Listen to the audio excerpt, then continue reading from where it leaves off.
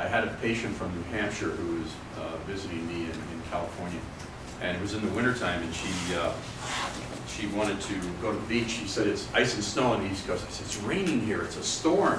She said, it's better than ice and snow in New Hampshire. She said, I want to see the ocean. So we went down to the beach in Del Mar, and the waves were, and the rain's blowing and so forth and so on. And I heard a sound. I grew up in Newport, Rhode Island, and I sailed a large part of the world and so forth, and had a boat. I used to go down to the West Indies and everywhere else on it. And I've been around the ocean my whole life. I've been around hurricanes and so forth. But there was a sound at the ocean that day that I'd never heard before. And that sound was, and I said to the woman, I said, I hear a boat. She said, I hear a boat too. I said, but I don't see a boat. We could see the expanse of the ocean, but it was,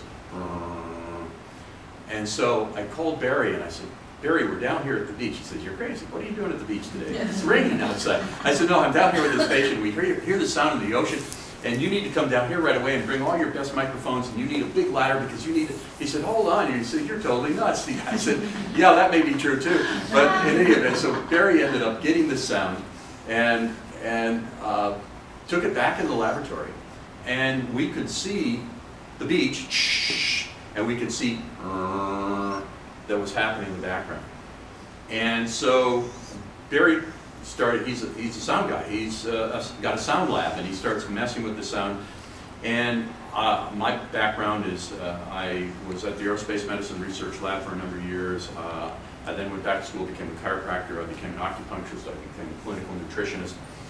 Very little of that do I practice. I don't know what it is that I practice, but in any event, I pull on all those different areas, and I pull on all that information to carry out things. So an acupuncture point that, you know, if you're getting nauseous, if your child's getting seasick, if you're in the car and they get car sick, if you're in the bar having too much to drink and you're about ready to lose it, this little point on your upper lip happens to be a great point to grind your fingernail into to bring you around. Well, this is a meeting of the sympathetic and parasympathetic nervous system, the gas pedal and the brake of the body. And this point gets balanced by that noise. So that sound that we had, we took it and moved it forward on a CD and moved the ocean sound back, so that what you hear when you listen to it, and we have headsets to do so, you're going to hear. So we started researching with the sound and checking people with it, and one of the things we were doing was heart rate variability. Heart rate variability, some of you may be familiar with, but it is an exercise strap that you put around your middle, connects to a computer program, and it basically talks about the balance of your autonomic and nervous system, the parasympathetic and sympathetic portions of it, that have to do with you being together. Okay. The parasympathetic is the braking system of the body. The sympathetic is the gas pedal of the body. And so it prints out a little chart, and it says, where are you? So what we did with the sound was we had some people who would listen to the sound, and we measure them. Where we're trying to see them is in the center of this, okay? So, and you can look at these. I'm only saying because they're on the table so you can kind of get an understanding of how to read it. But we're trying to get them into the crosshairs. So we took a reading on them, and then we went back and had them listen to that, and we took another reading. This one here may be a little bit more profound from that one. But there's also measures on here for things such as tension index, and there's the number that's normal is 80, and when you look at these things you can see that they went from 400 to 36. 80 is normal. So when they're at 400 they're and we could see the absolute incredible differences that would occur with this. And we're still wondering, what is the sound? Well, it turns out that a forensic sound guy took a look at it and said, hey, we figured out what the sound is. And that is, the sound was the square of the frequency of the Earth. The sound is the square of the frequency of the Earth, which, what does that mean? That means you can't hear the Earth. I mean, I can't go over here to the Earth and go, oh, I can't hear you today. But if you take that and you square it, or you square it, or you square that, or square that, you'll hear it. And so that's what we heard. So we have it here just as we recorded it, and I say just as we recorded it, just as Barry recorded it, and just as Barry perfected it in this particular CD called Ocean, that's where it is. We use it with all our patients. We use it. I have parents who, their kids are, you know, when school season comes around, they don't want to go, they have belly aches and everything else. They listen to this and they go, oh, I'm fine now, Mom, I'm going to school.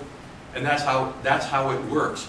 We then took it and you have a flyer in your notebook called Recursive Harmonic Therapies, and it shows some of the others. This was rainforest, so we took that basic sound we got from the ocean and we put rainforest sounds, a rainstorm in it. Because see, we don't get rain in California, we have to pipe it in.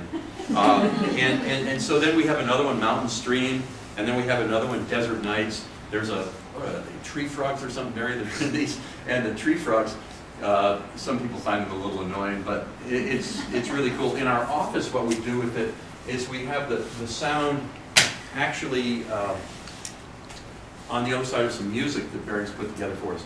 So I try never to run out late. I schedule an hour for every patient, even though I may only be 10 minutes with them in terms of my charges, but I schedule an hour.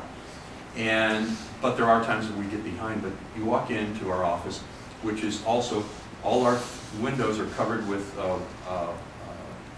EMF RF blocking film. Our walls and ceilings are all painted with Wi-Fi blocking paint so that no Wi-Fi makes it into our environment. And we have a superintendent of our building. He's a real chili con carne kind of guy. You know, he drives a truck. He's, you know, he's a rough guy, a lot of plaid. And anyway, he came in one day, and when you put this paint on the wall, it's black, you know, and then you paint over it. And we got a really nice green, and we have lots of shades of green in the office. And he walked in and said, wow, I said, I really like the green. He said, now what is it with all this calm stuff in here? And I said, what are you talking about, Dan? He said, well, it's really calm in here. Could I like hang out for a while? And I said, Dan, you can hang out. And I said, you're the guy. You have a key to my door. You can come in here and sleep if you like, you know. But he was feeling. Now, if he was feeling, so here comes my patients, and I'm behind for some unknown reason. And my patients sit down in the waiting room, and Ron says, he should be with you. Oh, I'm fine. And he should be, oh, is he, I guess that's right, you said he was running late. I mean, they were like chilled out. You know, people say, oh, I've heard that song before, it's on my Wave Maker, little night sleeping tip. No, it's not. No, it's not. It's something totally different. There was a question here. Did you just put it on the CD player, or is it better if you wear it? Well, you know, when you hear it with some noise canceling headgear, whatever, it is just, it takes you over. It really takes you over.